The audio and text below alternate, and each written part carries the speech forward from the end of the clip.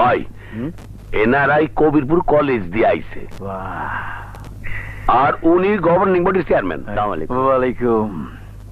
কোন আপনারাই কোন, আমি আপনাকে কত ভিক্ষা আরে পুরো পুরো আমি আপনাকে লিগে কি করতে পারি?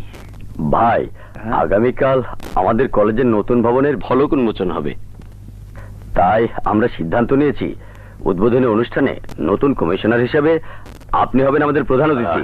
বাহ, তালি তালি, বাবা বাবা তালি। ওই শরাফত কি কইতাছে ওরা? কিসের ভিত্তি প্রস্তর স্থাপন?